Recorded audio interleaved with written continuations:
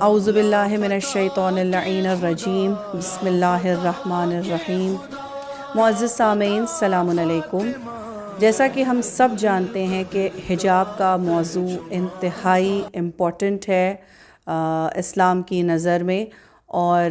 بہت ہی سینسٹیو بھی ہے آج کے دور میں۔ اور حجاب کو لے کر نہ صرف ہمارے یعنی مسلمانوں کے درمیان بلکہ غیر مسلمانوں کے درمیان بھی بہت سی مس انڈرسٹینڈنگ، مسکنسیپشنز پائے جاتے ہیں، اور نہ صرف مسکنسیپشنز بلکہ بہت لوگوں کے ذہن میں سوالات بھی پائے جاتے ہیں کہ حجاب کیا ہے، حجاب کیوں ہے، وغیرہ وغیرہ۔ مجھ سے سوال کیا گیا کہ حجاب کیا ہے، حجاب ہوتا کیا چیز ہے؟ تو اگر لفظ حجاب کو ہم سمجھنا چاہیں تو حجاب کہتے ہیں کورنگ کو، حجاب کہتے ہیں چھپانے کو، یعنی ایک انسان کی جو یعنی بظاہر جو نظر آ رہا ہے، مثال کے طور پر چہرہ نظر آ رہا ہے، ہاتھ نظر آ رہا ہے، اس کو چھوڑ کر انسان کے جسم کی جو حسن ہے اس کو چھپانا، اس کو کور کرنا، جو ظاہر ہو رہا ہے اس کے علاوہ۔ مثال کے طور پر کسی کا قد لمبا ہے، ہائٹ لمبی ہے، کسی کی ہائٹ میڈیم ہے، کسی کی ہائٹ شارٹ ہے، تو یہ تو ہم نہیں چھپا سکتے، یہ تو ظاہر میں دکھائی دے رہا ہے نا۔ یا کسی کا رنگ ہے،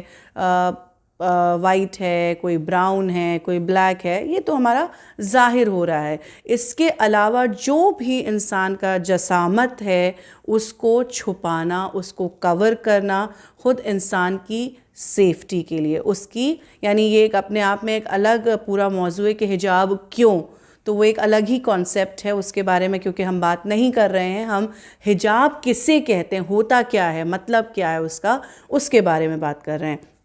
تو حجاب جو ہے وہ مرد اور عورت دونوں کے لیے ہوتا ہے۔ اکثر جو مسکنسیپشن ہے، اکثر جو لوگوں کے ذہن میں تصور ہے وہ یہ ہے کہ ایک عورت کو یعنی کہ پابندیوں میں جکڑ دینا، اس کو یعنی کسی چیز کے لیے آگے نہ بڑھنے دینا، اس کو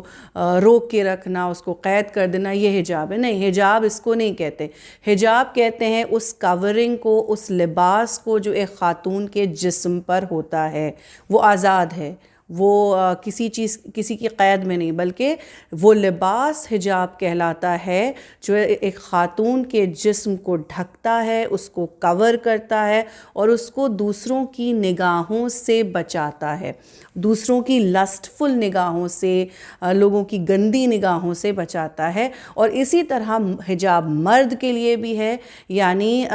جو قرآنی آیت ہے وہ پہلے مرد کے حجاب کی بات کرتی ہے، جس میں وہ کہتے ہیں، قرآن کی آیت کہتی کہ لوور یور گیز، یعنی اپنی نگاہوں کو، مرد کو مخاطب کیا گیا ہے کہ لوور یور گیز، اور اپنے پرائیویٹ پارٹس کو اور اپنے جسم کو ڈھک کے رکھو، اپنے جسم کو چھپا کے رکھو، اور اس کے بعد خاتون سے بات کرتی۔ تو یہ مسکنسیپشن بھی کہ حجاب عورت کے لیے ہے اور مرد کے لیے نہیں، غلط ہے۔ پہلا حکم مرد کے لیے ہے، پھر اس کے بعد ایک خاتون کو حکم دیا گیا ہے کہ اپنے جسم کو چھپا کر رکھو اور اپنی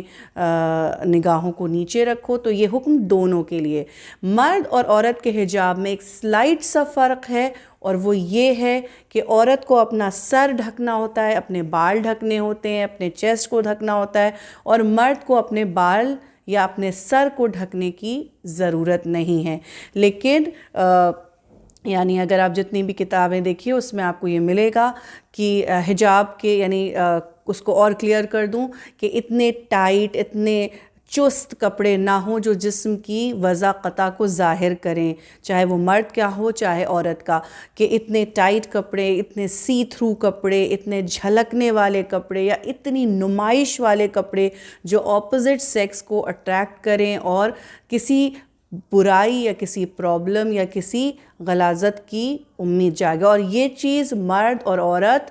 دونوں کے لیے، میں بار بار اسی بات کو سٹریس کر رہی ہوں کہ عام طور سے یہ مسکنسیپشن ہوتا ہے کہ ساری ذمہ داری عورت کی ہے۔ جب تک ہم یہ نہیں سمجھیں گے کہ یہ ذمہ داری مرد اور عورت دونوں کی ہے، اور ایک سماج مرد اور عورت دونوں سے مل کر چلتا ہے، تب تک ہمیں کامیابی حاصل نہیں ہو سکتی۔ ایک عورت اپنے آپ کو یعنی میں اپنی ذمہ داری پوری کر رہی ہوں اپنے آپ کو ڈھک کر، لیکن جب تک ایک مرد بھی اپنی ذمہ داری نہیں سمجھے گا کہ یہ خاتون نامحرم ہے، مجھے اس کی طرف نظر نہیں کرنی چاہیے، تب تک سماج کمپلیٹلی پیور، تب تک سماج کمپلیٹلی صاف ستھرا نہیں ہو سکتا. اسی لیے ہمیں آج بھی جو پرابلم نظر آتی کہ ایک خاتون جو باحجاب ہے اس کے ساتھ بھی غلط چیز ہو جاتی، وہ اسی وجہ سے کیونکہ عورت تو اپنی ذمہ داری پوری کر رہی ہے لیکن مرد اپنی ذمہ داری پوری نہیں کر رہا ہے. تو ضرورت اس بات کی کہ مرد اپنا حجاب کرے اور عورت اپنا حجاب کرے. جب دونوں جینڈرز اپنے اپنے حجاب کو پورا کریں گے تو سماج صاف ستھرا ہوتا چلا جائے گا.